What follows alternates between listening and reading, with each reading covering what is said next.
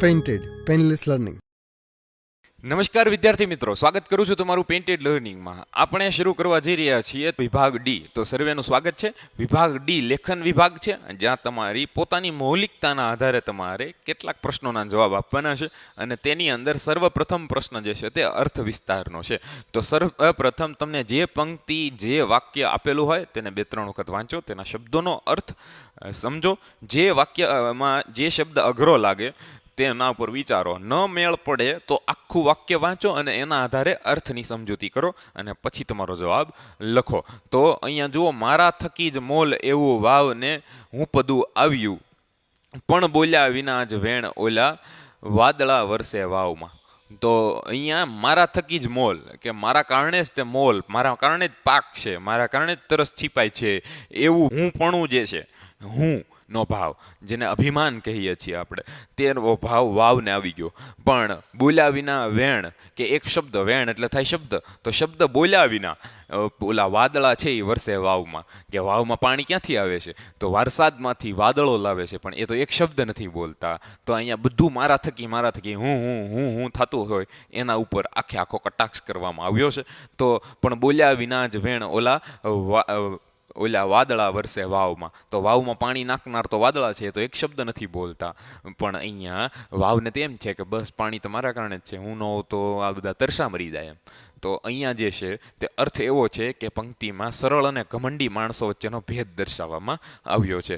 તો સમજૂતી પછી એમ આપવાની કે વાવ કે કૂવામાં પાણી મેળવીને ખેડૂત ખેતી કરે છે. તો આ જોઈને વાવને અભિમાન થાય છે કે મારી કૃપાથી જ ખેડૂતોના, ઓલું નથી કહેતા કે ગાડા નીચે ચાલે કૂતરું અને સમજે કે હું હકારું છું, તો એના જેવું છે આ. તો મારી કૃપાથી જ ખેડૂતોના ખેતરમાં મોલ લહેરાઈ રહ્યો છે, જોકે વાદળા વાવના અભિમાનને લક્ષમાં લેતા નથી. તો અહીંયા તમે જોઈ શકો છો કઈ રીતે જવાબ લખો. પછી પાછું એમ કીધું કે તેઓ કંઈ પણ બોલ્યા વિના જ વરસી અને વાવને પાણીથી ભરી દે છે, અને વાદળાને લીધે જ વાવમાં પાણી ભરાય છે. એવી સમજણ અભિમાનમાં રાચતી વાવને હોતી નથી. વાવને ખબર જ ન હોય. અભિમાની માણસને પોતાના અભિમાનની જાણકારી હોતી જ નથી. એને તો એમ જ હોય છે કે હું જ સાચો. તો અહીંયા ઘમંડી માણસો વાવ જેવા હોય છે, તેઓ નાના નાના કાર્યો કરવામાં નિમિત્ત બને છે, છતાં મોટી મોટી બડાશો મારવા લાગે છે અને મિથ્યા અભિમાનમાં રાચે છે. તો મિથ્યાભિમાનમાં રાચે છે. બીજા મોટા મોટા અને સરળ કામો કરનારા લોકો, કે જેની પાસે જ્ઞાન છે, જેની પાસે સમજણ છે, તે લોકો કોઈ પણ એક શબ્દ બોલ્યા વગરના નિશબ્દ રહી જતા હોય છે. તેઓ પોતાના કામની જાહેરાત કરી શકતા નથી, ખોટી બડાઈ કરી શકતા નથી કે મને બહુ આવડે એમ. એક લેખકનું વિધાન છે કે મૂર્ખાઓને તો ખબર જ છે કે તે બુદ્ધિમાન છે, પણ બુદ્ધિમાનને હંમેશા એવો ભય રહેતો હોય છે કે તે મૂર્ખ છે. તો સાચો બુદ્ધિમાન એ જ છે જે પોતાને મૂર્ખ સમજે. અને શું કહેવાય, સાચા માણસને, કે જે વિનયી માણસ છે, તેને હંમેશા એ વાતનો ડર રહે છે કે તે બીજા કોઈ લોકો જે છે તેને ખોટો ન સમજે એમ. તો તે હંમેશા શકમાં રહેતા હોય છે, પોતાના ઉપર ડાઉટમાં રહેતા હોય છે. જ્યારે બડાઈ કરવાવાળા અભિમાનીઓને ખબર હોય છે કે આઈ એમ ધ બેસ્ટ. તો અહીંયા વાત જે છે તેની છે, આપણે પણ આપણા થકી કરેલા સારા કામની જાહેરાત કરવી ન જોઈએ, અભિમાન કરવું ન જોઈએ. સંત કબીર યથાર્થ જ કહે છે કે નેકી કર ઓર દરિયા મેં ડાલ, કુએ મેં ડાલ. તો આ એમનું વાક્ય છે. તો આ વાત થઈ આખી. તુમ હી તુમ હો તો ક્યા તુમ હો, હમ હી હમ હે તો ક્યા હમ હે, એના જેવું છે. હવે પછીનો તમારે જો ઓપ્શન વાળો લખવો હોય તો તેની અંદર છે કે ઊંચી નીચી ફેરા કરે જીવનની ઘટમાળ, ભરતી તેની ઓટ છે, અને ઓટ પછી જુવાળ. જુવાળનો અર્થ પણ થાય ભરતી. તો અહીંયા જો બે અલગ અલગ શબ્દો દ્વારા પ્રાસ મેળવવાની કોશિશ કરવામાં આવી છે ને એમાં સફળતા પણ કવિને મળી છે. તો અહીંયા ભરતી માટે બીજો શબ્દ ઉમેરવામાં આવ્યો. અહીંયા ભરતી કરે, ઓટ પછી ભરતી જ આવે, પણ ભરતીની જગ્યાએ જુવાળ શબ્દ લખી અને શબ્દ ચમત્કૃતિ પ્રાસમાં મેળવી છે. તો અહીંયા ઊંચી નીચી ફેરા કરે. ભાઈ જીવન જે છે તેનો રસ્તો આવો જ છે. તમે હાર્ટબીટની લાઈન જોઈ છે તો પણ એ PQRSના ક્રમમાં આગળ ચાલતી હોય છે. તો એ જે છે તે કાર્ડિયોગ્રામની અંદર. તો જીવન જે છે તેમાં પણ એવું છે, ક્યારેક સુખ તો ક્યારેક દુઃખ, ક્યારેક હસવું તો ક્યારેક રડવું. પણ આપણું જે જીવન છે એક તરફ ચાલ્યા કરે, ક્યારેક ભરતી આવે, ક્યારેક ઓટ આવે. તો આ પંક્તિમાં પરિવર્તનશીલ સમયનું એક સત્ય સમજાવે છે. આમ તો પરિવર્તનશીલ જીવનનું સત્ય સમજાવે છે. જીવનની ઘટમાળ ઊંચી નીચી ફેરા કરે છે. સાગરમાં ક્યારેક સુખરૂપ ભરતી તો ક્યારેક દુઃખરૂપ ઓટ પણ આવે છે. પછી તમારે સમજૂતી આપવાની કે તમે શું સમજાય એમ. તો ક્યારેક હું કે જેમ પૂનમમાં પ્રકાશ આવે એમાં માસનું અંધારું પણ આવતું હોય છે, તે રીતે તમારે ઉદાહરણ આપી અને આવી રીતે લખવાનું થાય. સંપૂર્ણ મૌલિકતા હશે આની અંદર. સંપૂર્ણ મૌલિકતા ન હોઈ શકે. આપણે શબ્દો માટે વાંચન જરૂરી છે. આપણા ઉપર વિચારોનો પ્રભાવ હોય, આપણે એ જ શીખવાનું છે કે 100% હું આ સવાલનો જવાબ મારી રીતે ન લખી શકું કે આમાં જે છે એમાંથી એક શબ્દ ન આવે, આમાંથી સુખ દુઃખ શબ્દ આવે, પૂનમ આવે, અમાસ આવે, તડકો આવે, છાંયડો આવે, પણ વાક્ય રચના અલગ અલગ હોય. તો તમે મૌલિકતાનો એ અર્થ છે કે તમે તમારી રીતે એક વાક્ય બનાવીને લખો, અને તમારી રીતે જ્યારે લખશો ત્યારે તમને એક આત્મવિશ્વાસ આવશે કે તમે પણ આનો જવાબ ત્યાં લખી શકો. કારણ કે વિચારવાનું છે ને. જો એક છે વિચારવું અને એક છે યાદ રાખવું, તો આ બધું યાદ ન રહે. તમે કેટલા નિબંધ યાદ રાખો, તમે કેટલા વિચાર વિસ્તાર યાદ રાખો, પણ જો તમે આ વાંચ્યા પછી તેને વિચારીને પોતાની રીતે લખતા થયા પોતાના શબ્દોમાં, તો તમે વ્યવસ્થિત માર્ક મેળવી શકશો અને તમારા ઉપર દબાણ પણ નહીં આવે યાદ રાખવાનું. તો એક છે યાદ રાખવું ને એક છે વિચારવું. તો લેખન જે છે એ વિચાર શક્તિ ઉપર આધાર રાખે. એના માટે જરૂરી હોય શબ્દ ભંડોળ, અને શબ્દ ભંડોળ વાંચનથી મળે. તો આ આખી ક્રમ છે. અને પછી આવે છે 54મા પ્રશ્નમાં તમારે એક પ્રશ્ન અહેવાલનો આવશે. વન સપ્તાહની ઉજવણી 1/10/2023 થી 8/10/2023 દરમિયાન ટકાઉ વિકાસના લક્ષણો અંતર્ગત ગુજરાત સરકાર દ્વારા વન સપ્તાહની ઉજવણી કરવામાં આવી હતી. અને તેની અંદર કોણે કોણે ભાગ લીધો, કયા શિક્ષકોએ કઈ કામગીરી કરી, અહીંયા સમગ્ર જવાબ જે છે તમે જોઈ શકો છો. ભૂતકાળમાં થયેલી કોઈ ઘટનાનું વર્ણન ભૂતકાળમાં કરવાનું હોય છે, અને તેના કારણો, અને તેની અંદર પ્રતિજ્ઞા લેવડાવવામાં આવીને બધા છૂટા પડ્યા હતા. એવી રીતે તમારે જવાબ લખવાનો છે. પછી જે છે તેની અંદર તમે સંક્ષેપીકરણ ભણ્યા છો. તો એક ફકરો આપેલો છે, અને ફકરાનો તમારે જવાબ જે છે તે ત્રીજા ભાગનો કરવાનો છે. તો અહીંયા જે આખો જવાબ છે તે આપેલો છે. તો સાચા યુવાનની પરખ કેટલાક ભોળા યુવાનો તમારો મિત્ર છું એમ કહી અને અજાણ્યા માણસને પણ ખરો મિત્ર ગણી લે છે. એવો વધુ પડતો વિશ્વાસ નુકસાનકારક છે. અતિની ગતિ નહીં.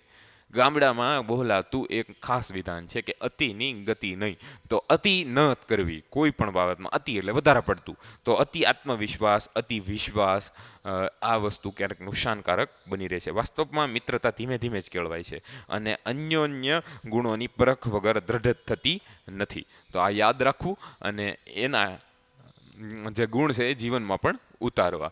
પેન્ટેડ એપ્લિકેશન ઉપર મળે છે તમને ધોરણ 10, ધોરણ 9, ધોરણ 8 અને 6 ધોરણ સુધીના તમામના લાઈવ લેક્ચર્સ. અને લાઈવ લેક્ચર્સમાં તમે પોતાને અનમ્યુટ કરીને સવાલ પૂછી શકો. સાથે સાથે તમને મળે છે એક્ઝામની બ્લુપ્રિન્ટ, તમને મળે છે તમારા ડાઉટનું સોલ્યુશન. તો પ્લે સ્ટોર પરથી પેન્ટેડ એપ્લિકેશન આજે ડાઉનલોડ કરો અને PDF મેળવો.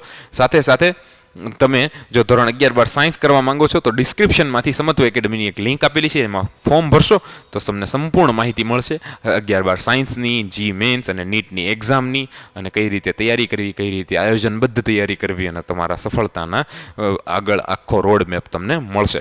તો ફોર્મ ભરો વધુ માહિતી માટે. આપણે આગળ વધીએ તો નિબંધની અંદર 3 નિબંધો હશે, એમાંથી કોઈ પણ એક લખવાનો છે, અને 250 શબ્દની મર્યાદા. મેં કીધું એમ કોઈ પણ નિબંધ હોય તેની પ્રસ્તાવનામાં તમારે વાતનું મંડાણ કરવાનું હોય છે, એટલે કે વાતની શરૂઆત કરવાની હોય છે. તહેવારની વાત આવે તો ભારતના તહેવારોની પ્રાથમિક માહિતી આપી શકો. પછી તમે એની અંદર તમારા પોતાના પ્રિય તહેવારનો ઉલ્લેખ કરી શકો. પછી તમે મુખ્ય ભાગ મધ્ય ભાગ શરૂ થાય છે. મધ્ય ભાગમાં તમારો પ્રિય તહેવાર કયો છે અને શું કામ છે તેના કારણો આપી શકો છો. પછી કારણો આપ્યા પછી તમે એનું મહત્વ સમજાવી શકો છો, કેવી રીતે ઉજવણી થાય છે તેના વિશે વર્ણન કરવાનું, અને અંતે આ બધું સાબિત કરે છે કે મારો તહેવાર પ્રિય આ છે, દિવાળી છે, હોળી છે, કયો છે, એનો ઉપસંહાર આપતા તમારે એનો નિષ્કર્ષ આપવાનો હોય છે. તો જુઓ, દરેક દેશમાં પ્રજાના આગવા તહેવાર હોય. સંસ્કૃતમાં કહેવાયું છે કે ઉત્સવા પ્રિયા માનવા, એટલે કે પ્રજા ખરેખર ઉત્સવ પ્રિય હોય છે. તેમાં ભારતની પ્રજામાં તો ઉજવણીનું વિશેષ મહત્વ છે, તહેવારોનો દેશ છે. તો આવી રીતે તમે જવાબ લખી શકો છો. અહીંયા નવરાત્રિનું વર્ણન કરવામાં આવ્યું છે. આસુરી તત્વ ઉપર દૈવીય સત્ય તત્વની વિજય દર્શાવાયો છે, અને નવરાત્રિમાં ઠેર ઠેર કેવી રીતે ઉજવણી થાય છે તેની માહિતી આપી છે. પછીનો મુદ્દો છે કે શહેરોની અંદરની દિવાળી, ગામડાની દિવાળી, દિવાળીનું શહેરોની નવરાત્રિ અને ગામડાની નવરાત્રિ, પછી દાંડિયા ગરબાનું મહત્વ. આ રીતે તમે જવાબ લખી શકો છો. પછીનો મુદ્દો હું માનવી માનવ થાવ તો ઘણું. માણસને માણસ બનાવવા માટે પણ કહેવું પડે અને એની ઉપર નિબંધ લખવો પડે. અને આ વિચિત્રતા ઉપર તમારે નિબંધ લખવો હોય તો પ્રસ્તાવના, માણસની કપરી હાલત તમારે દર્શાવવાની, એની અંદર માનવીની ઈચ્છાઓનું પોટલા ઉપર લખવાનું, વિશ્વ માનવી કોને કહેવાય, માનવીનો વ્યવહાર કેવો હોવો જોઈએ, અને તેને અંતે તમારે તારણ કરવું પડે કે આ બધી સ્થિતિ દર્શાવે છે કે માણસે હજી માણસ થવું જોઈએ. તો આ માણસ સુધી હજી માણસ નથી પહોંચ્યો કે ત્યાં સુધી પહોંચવાનો રસ્તો નથી બન્યો. તો આ કવિઓ જે છે તે દર્શાવે છે તે રીતે તમારે ઉત્તર લખવાના છે. અહીંયા તમે જોઈ શકો છો કઈ રીતે જવાબ લખવો, સંપૂર્ણ માહિતી અહીંયા આપેલી જ છે અને તમે આવી રીતે જવાબ પોઈન્ટ ટુ પોઈન્ટ લખી શકો છો. પછી અંતે તમારે કન્ક્લુઝન આપવાનું, જેને ઉપસંહાર કહેવામાં આવે. માણસને જીવન માટે માત્ર રોટી, કપડાં, મકાનની જરૂર નથી, તે જોઈએ આત્મસન્માન, ગૌરવ, માન સન્માન, તમામ વસ્તુની આપણને જરૂર છે. હિન્દુ શાસ્ત્રોની તમારે માહિતી કરવી. એક સ્વામીજીએ વર્ણ વ્યવસ્થા અને છૂઆછૂત વિશે પ્રશ્ન કર્યો તો તેમણે જવાબ આપ્યો કે આ વ્યવસ્થા પહેલા યોગ્યતા અને પ્રતિભાના આધારે હતી, પાછળથી તે જન્મજાત થઈ ગઈ અને અસ્પૃશ્યતા તો ન જ હોવી જોઈએ. એટલે પ્રાચીન વસ્તુઓ ધર્મમાં આવેલી છે. ગરીબી અને ચાલો માનવ બનીએ સાથે તમારે જીવો અને જીવવા દો અને દરેકનું સન્માન જળવાની ભાવના સાથે ઉત્તર લખવો પડે. તો આ વાત થઈ. ત્રીજો જે છે તેમાં પ્રવાસનું ઘડતર. માણસ એક એવું પ્રાણી કે જે પ્રકૃતિની ગોદમાં હતું, એક સમય પછી ઉત્ક્રાંતિના ભાગરૂપે તે સ્થાયી ગુણધર્મ અપનાવે છે અને છતાં પ્રવાસ તરફે તેનું જોડાણ ખૂબ રહે છે. તો એક શોખ તો કેવળ હોય જ છે, રમત ગમત. વિદ્યાર્થીઓને સોનેરી તક મળે છે. જે સફળ લોકો છે તે ઘણી વખત પ્રવાસનું બહુ મહત્વ કહે છે, ભારતમાં પ્રવાસ કરવાની સલાહ આપતા હોય છે. તો એ જે છે તેનું કારણ એ જ છે કે પ્રવાસ દ્વારા આપણા સાહસનો વિકાસ થાય છે.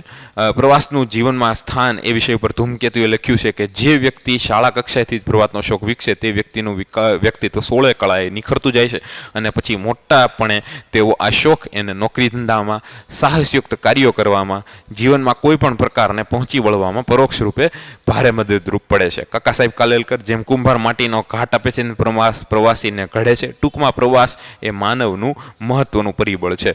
તો તમે આવી રીતે પ્રવાસનો જે છે વર્ણન કરી શકો છો અને વર્ણનની અંદર તમારે જો અને તો વાળા વાક્યનો પ્રયોગ બહુ ઓછો કરવો. સામાન્ય રીતે આપણે જો અને તો વાળા વાક્ય કરીને ગપ્પાવાળી ટ્રાય કરીએ, પણ ગપ્પા મારવા કરતાં એક વખત પ્રવાસના ફાયદા અને પ્રવાસ વિશે મહાનુભાવોએ શું લખ્યું છે તે માહિતી મેળવી શકીએ. હવે તો ફોનની અંદર એક ટાઈપિંગની વાર હોય છે, તો તમને સંપૂર્ણ માહિતી મળશે. જેનાથી તમે વાંચન કરશો ને તો તમારી મૌલિકતાનો વિકાસ થશે. હું એમ નથી કહેતો કોપી પેસ્ટ કરીને નિબંધ તૈયાર કરો, હું એમ કહું છું કે તમે વાંચન કરશો કોઈ પણ એક દિવસ અને એક નિબંધ થાય એક વીકમાં, તો પણ આપણે લગભગ ઘણા બધા અઠવાડિયા દૂર છીએ. મને લાગે છે કે તમે 15-20 જેટલા નિબંધ વાંચ્યા. તો એવું નથી કે નિબંધના વિષયો બદલે શબ્દો જે છે એ મહત્વના હોય છે, શબ્દો ખાસ મહત્વના હોય છે, વિચારો મહત્વના હોય છે. 1-2 નિબંધ વાંચ્યા તો ત્રીજા નિબંધમાં પણ એનો ફાયદો તમને મળશે. તો જો અને તો વાળા વાક્યો ઓછા કરવા અને બને ત્યાં સુધી આની અંદર ગપ્પા ઓછા મારવા, કે જેનાથી નિબંધ, આપણે લાંબો નિબંધ કરવા માટે ગપ્પાની ટ્રાય કરતા હોઈએ છીએ, પણ જે મૌલિક નિબંધ હશે, ભલે ટૂંકમાં હશે, મુદ્દા ઓછા હશે, તો પણ માર્કમાં તમારે ફેર જોવા મળશે એવું મારું માનવું છે. તો આ રહી વાત પ્રવાસના નિબંધની. અંતમાં તમારે લખવાનું છે કે બાળક પોતાના મા બાપ, ભાઈ ભાડું કે વડીલો સાથે પ્રવાસે જાય અને શાળાના શિક્ષકોના સહ અધ્યાયીઓ સાથે પ્રવાસે જાય છે, એમાં બેમાં જમીન આસમાનનો તફાવત છે. કુટુંબીઓ સાથે યોજાતા પ્રવાસ બાળકોને ખાણીપીણીથી માંડી હરવા ફરવાનું, બોલવા સુધી અનેક બાબતો પર નિયંત્રણ અને મર્યાદા હોય છે. શાળાનો પ્રવાસ જે છે તે મુક્ત રીતે યોજાતો હોય છે. તો સફરની મજા અનેરી છે અને આ સફર આપણો આ પેપરનો અહીંયા પૂરો થાય છે અને આપણે નવો પ્રવાસ શરૂ કરીશું નવા પ્રશ્નપત્રમાં. કેવો લાગ્યો વિડીયો, કેવા લાગ્યા જવાબો, કંઈક ભૂલ હોય તો કોમેન્ટ કરો અને આપણે મળીએ છીએ નવા વિડીયોમાં. Painted, Painless Learning.